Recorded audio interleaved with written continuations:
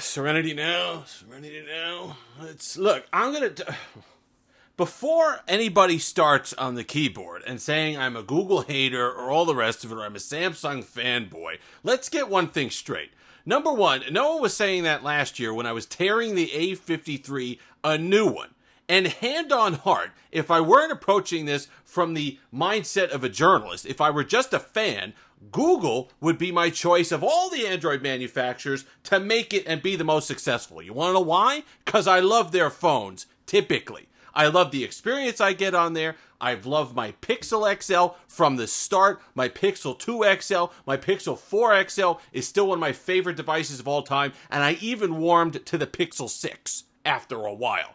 My Pixel 7 Pro is a good device. I understand what they were doing there, and they were heading in the right direction. I have no idea what they were doing with the Pixel 7a.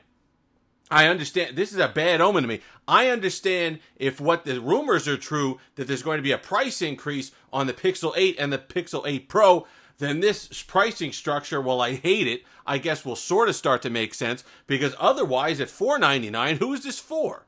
People who didn't want the Pixel 7 at $499 a month ago? Morons? I don't know what exactly would be going on here with this device. And you got the couple things that everybody crowed about, everybody complained about. You got your 90 hertz. It's like those Thanos memes.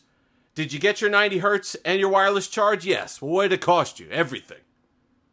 5-watt wireless charge on the back here. I can hook up a hamster wheel to a generator and have something charge faster than that. That's not the only problem, though. If those were the only issues, I would have no problem with this device right here.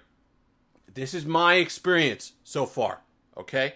My experience, it's still early. There's still a ways to go.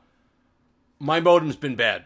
And I know everyone's going to say, well, Pixel modems are bad. They're just bad. That's just the way it is. My modem has been above and beyond regular, just kind of pixel discount of the Exynos modems being bad.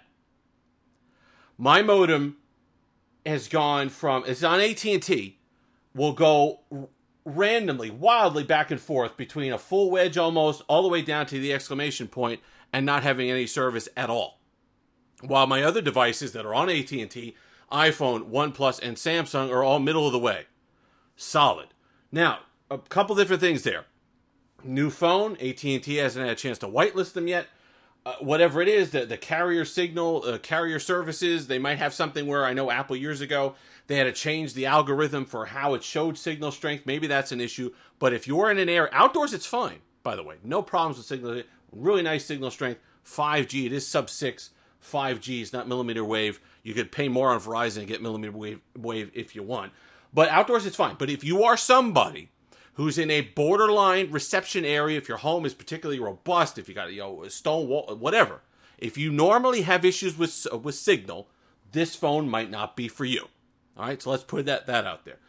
Fingerprint sensor, been a little slow. Mine recovered. I did have an issue where I almost had it with the Pixel 6, where it just wasn't recognizing mine for a while. But that has kind of come back.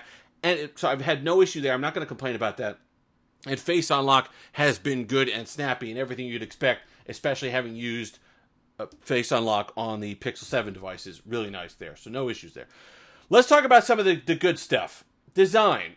It's a really nice design. I like it. It's kept some of the charm and proportions of the Pixel 6a, which I think was one of the winning elements of the Pixel 6a. It feels similar in the hand, but it does have this nice thermo floral, whatever the heck they're calling this plastic on the back. Does feel nice. You save the weight because it's not glass, but it still has a premium feel. And of course, the metal band around the device adds to the premium feel of it. I love it around the frame. Buttons are solid, well engineered, no issue there. Performance, mostly been okay.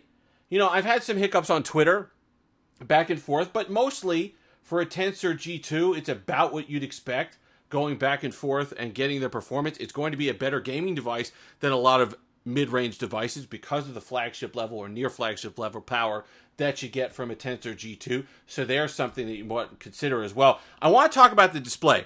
It's got horrible brightness. Okay, horrible brightness, but that's not unique for this Pixel device. A lot of Pixels have bad brightness, and I have to keep it at 100%. You're sitting at 100, you come even just a little off 100, and it gets really dark in a hurry. It's tough to tell because the camera is doing white balancing, but it's very tough to tell. But you come just off of red line, and you notice how dim it gets. But if you have it all the way up, it's acceptable. The one thing I will say about the display, and it'll be tough to tell, the colors are a lot better than other Pixel displays, even the Pixel 7. Despite the lack of brightness, the colors still pop nicely. It's got good saturation on the display. The Pixel 7 Pro display just had a tendency to feel a little dull, just not lively. This one is lively, like the 6A was lively. I actually like this panel. I just wish finally they'd add some brightness in. And that gets back to, you want to raise the cost, you want to put extra stuff in there, fine. There were things you could have corrected that were actual issues off of the older device that you could have put money towards correcting. Brightness, some other things that you could do on this device. Wireless charge was not one of those things. Okay? 90 hertz display was not one of those things. You got to turn on 90 hertz display, by the way. It comes with 60 because I think the battery's pretty weak right now. I'm going to give it the time. I'm going to let it learn and all the rest of it. Maybe it needs time to learn and it'll come in. It's gotten a little bit better today, but I'm looking at 4.5, 5 hours of screen on time. And when you look at the competition, especially in this price range, that's not going to cut it. It's not going to cut it. It's a portion of that having it to work itself to find signal. If the modem is taxing a little bit more, that could be it. So if that gets squared away, if that's something with AT&T, maybe that'll be fine. But I love this color, by the way. I love the color matching of the camera visor. The camera's going to be good. You understand that. The build is good. A lot about it is good. I just wish that... Oh, here we go. Look at this. That was twice. I had to do that. You want to say I was hitting it wrong? Fine. I don't understand it.